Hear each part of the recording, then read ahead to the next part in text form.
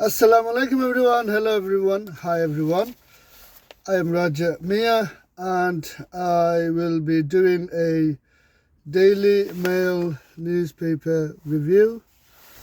And so the headline in the front page says, pensions shake up to keep over 50s in work.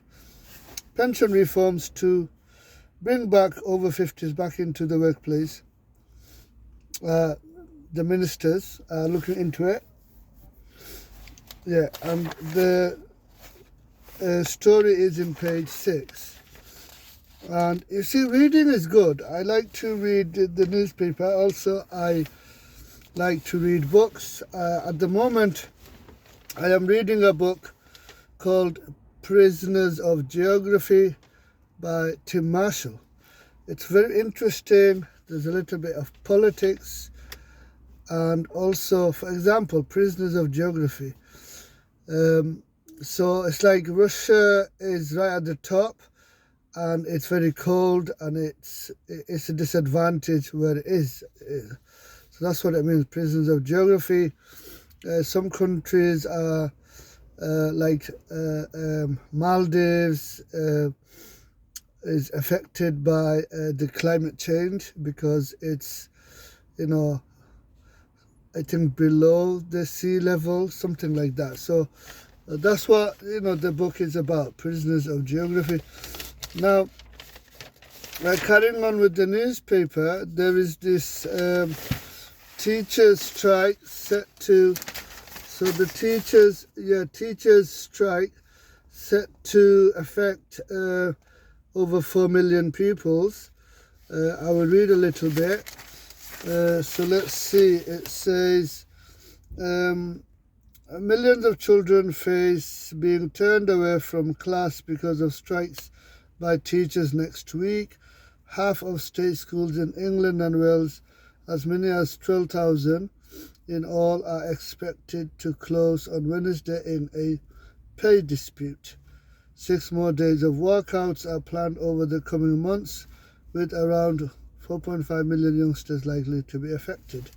School staff will join 100,000 civil servants, 70,000 university staff and thousands of train drivers, also staging industrial action on Wednesday.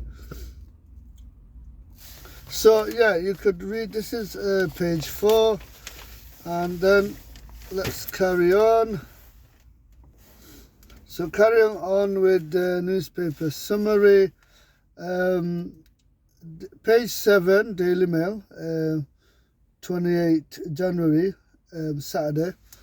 This article is interesting.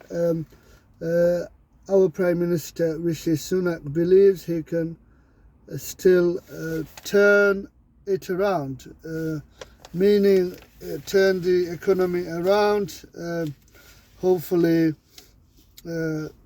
create more jobs, etc. Carrying on, we have this article. Russia is now locked in a war against the West. Let me read it again. Russia is now locked in a war against West. Warning from Europe's defense chief as more nations line up to send tanks and arms to help Kyiv. As you can see, Vladimir Putin in the middle. Another interesting article. I would read it later. And carrying on. This article is very interesting. It's an investigation by Guy Adams, and the headline says luxury goods from famous UK brands that trumped their ethical credentials are still on sale in Moscow. So regarding the Russian and Ukraine conflict war, these companies said to leave Moscow such as Paul Smith example, and but they are still in Russia, in Moscow, selling their goods. So that's the story. This is page 12 and page 13. And we have another one, another article. This reads,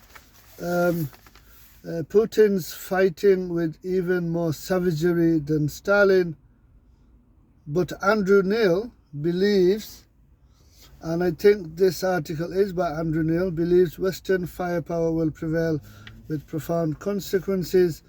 This terrible war is shifting the balance of power in Europe away from Paris and Berlin, and Britain will emerge stronger. So again, it looks it's related to the Russia-Ukraine war, and I will read it at my leisure. Of course, there are many articles in the Daily Mail, and this one is a sad article. Of course, you know, there are more sad articles. This one is about this person in America. I think his name is Tyre Nichols, was beaten up badly by American police officers. So I guess it's to do with police brutality in America. And of course, you know, the Daily Mail does offer lots of interesting articles. And reading is good, because you see, reading increases, basically it's like, you know, exercise is for the biochemical body, physical body, and reading is exercise for the brain. Because there is a saying amongst psychologists that if you don't use it, you lose it. Meaning, if you don't use your brain and the mind, then you will lose it. Meaning, try to read, even if it's 10 minutes a day. Like, you know, there's lots of things, lots of books to read. Like I said, I am reading Prisoners of Geography at the moment, and I do read the newspaper, Daily Mail. Well, not every day, but at least 3-4 times a week. Reading stimulates the brain and the mind, and it helps to keep your brain and mind healthy. Thank you for listening.